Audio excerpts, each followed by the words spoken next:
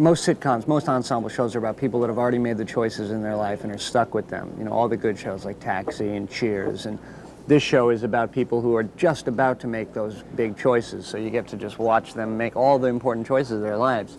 And there's a lot of stories there, there's a lot of things to do. Something struck me, was a line you said, people come up to me and say, I hope you know how important your work is. What was that? You're speaking for a generation? What was it? It's made up.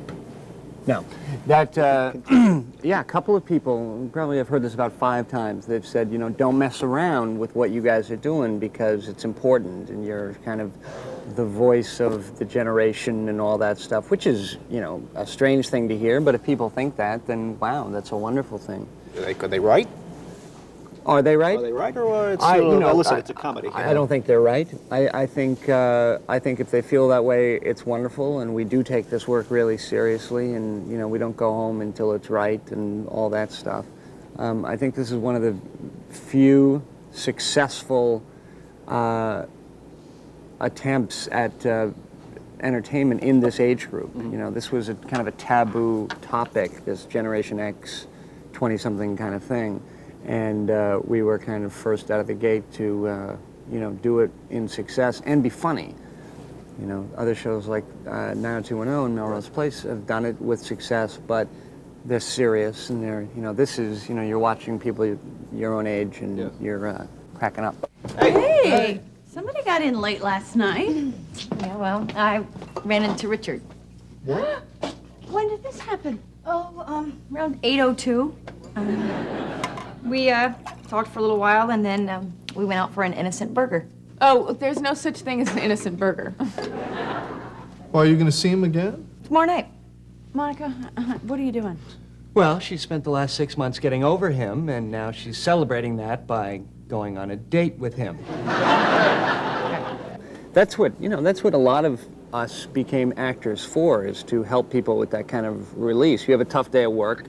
Last thing you want to do is go home and turn on the television and have to think, you know, and have all, you know, have all these serious problems, you know. You're going to watch this show, it's going to remind you of stuff in your own life, except it's funnier than your own life, you know. That's what the deal is here.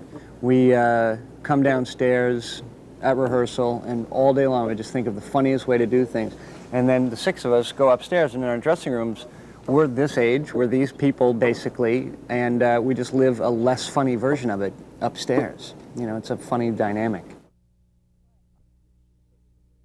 Sure, I mean, so many things come with being on a successful show to this level that I didn't know about. You know, your life kind of changes overnight.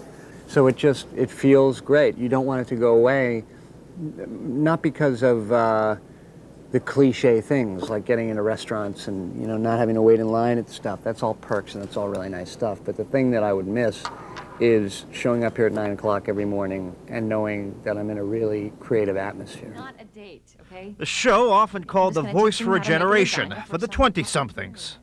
You might want to make a little extra because, you know, you'll probably be hungry after the sex. And sometimes people younger also watch the show. Probably got big following. Yeah. 12, 13-year-olds. Yeah, well, see, the thing that Good for them? I think it's okay. I think the jokes that are sexual by nature are, you know, innuendos, and, you know, young people who shouldn't be hearing that aren't going to get them. I know that because Matt LeBlanc often doesn't get them. You know. So I think it's okay, you know, and I think it's up to the parents, and I think it's totally fine. You know, truthfully, I'd prefer the show was on a little later. Perry adding that's not likely to change, nor will the flip side of stardom. And I still do. So that's why we're going to just be friends. Naked friends. Read about you more in the paper. Yeah. People talked about the set. People talked about the show. Added pressures. What's fair to you? What's fair to me? What's fair to me is, well, you know, I go on such a rant about this, but what's fair to me is if I go to a premiere, if I go to, even if I go out to dinner at some restaurant that's Hollywoody, and somebody takes my picture, that's okay. What's not fair is somebody parking outside my house for 3 days and taking pictures of my house. Yeah. Really? What's not fair is following me to my car after going to see a movie. What's not fair is, you know, that kind of stuff that does exist.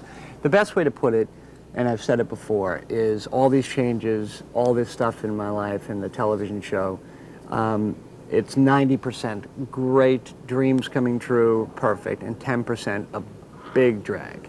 And I'll take that percentage. Well, thanks for your time. Thanks. Appreciate it.